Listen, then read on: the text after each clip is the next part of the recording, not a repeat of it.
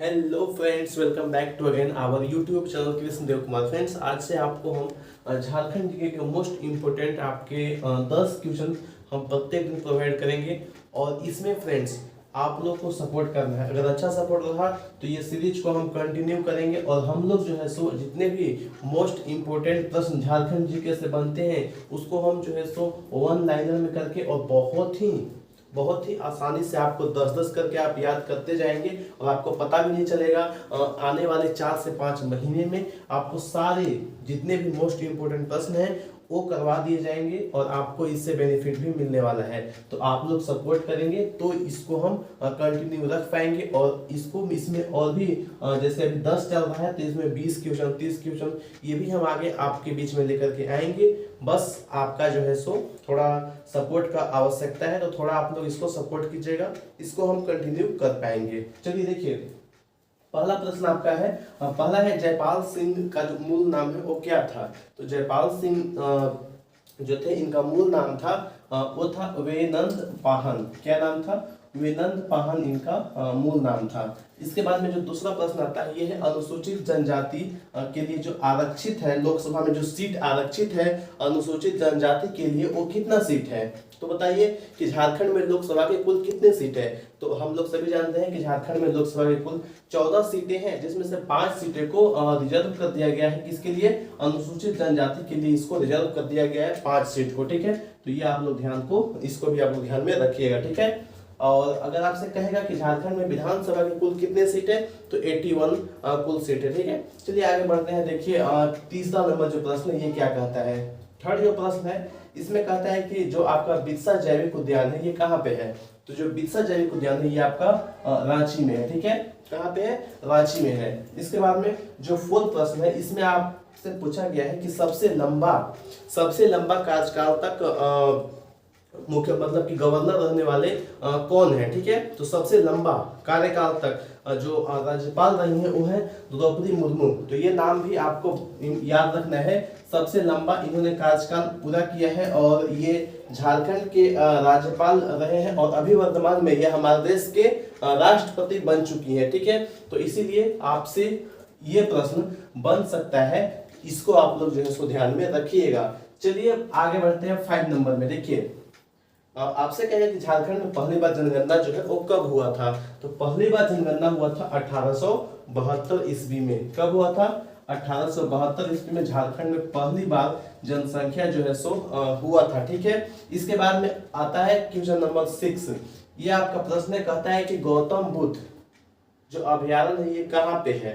गौतम बुद्ध अभयारण्य बताना है कि कहाँ पे है। तो जो गौतम बुद्ध अभयारण्य है ये आपका है कोडरमा जिला में। तो याद रखिएगा कहाँ पे है ये? कोडरमा जिला में ये स्थित है। अगला जो प्रश्न आता है ये आपसे पूछेगा कि जो सबसे ज्यादा अभ्रक की खान है वो किस जिला में है। सर्वाधिक जो अभ्रक है वो किस जिला में पाया जाता है। कहाँ पे सबसे ज्यादा खान कहाँ पे है? तो इसका आंसर क्या होगा? इसका भी आंसर होगा कोडरमा। अगला जो प्रश्न आता है ये है कि गोपाल राय का जो संबंध है वो किस विद्रोह से था। गोपाल राय का संबंध किस विद्रोह से है या था, ऐसे करके पूछेगा।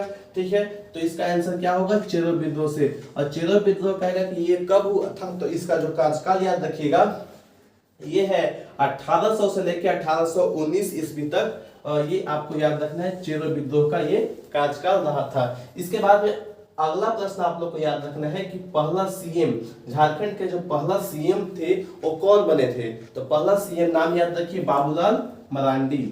ठीक है, पहला सीएम, पहला मुख्यमंत्री। अगर आपसे कहेगा कि पहला गवर्नर यानी कि पहला राज्यपाल कौन बने थे तो नाम याद रख लीजिए प्रभात कुमार। क्या नाम है?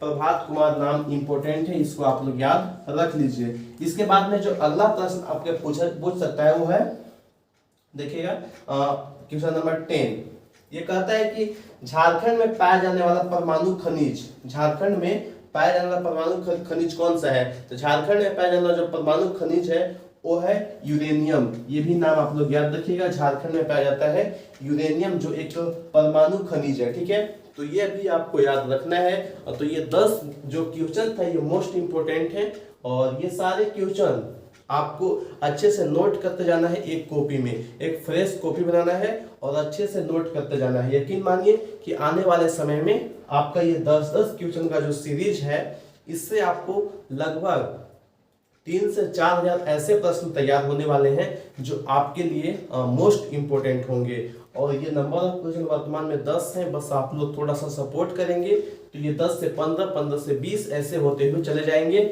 और ये जो प्रश्न है ये रिपीट भी हम करेंगे जो इंपॉर्टेंट है, ताकि इससे आपको जो है सो बार बार रिवीजन होगा तो ये सारे क्वेश्चन को आप लोग याद कर पाइएगा। ठीक है, तो सारे वीडियो को देखना है। वीडियो ज़्यादा लंबा भी नहीं करेंगे, 10 से 15 मिनट का प्रयास करेंगे कि वीडियो हो और आपको जो है सो इस वीडियो से बेनिफिट भी मिले। चलिए थैंक यू, हम लोग फिर से मिलेंगे नेक्स्ट वीडियो में। ये आपका पहला है, ठीक है, तो नंबर 1 यहाँ पे हम लिख देते हैं। यहाँ पे देखिए सारे वीडियो में आपका लिखा हुआ रहेगा, ये आपका पहला है। ठीक है, तो ये फर्स्ट है।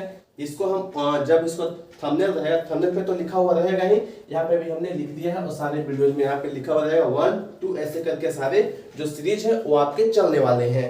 तो चलिए दोस्तों, आज के इस वीडियो में इतना ही। फिर से हम लोग मिलेंगे कल और इसका पार्ट नंबर 2 के साथ में। तब तक के लिए सभी को बाय बाय।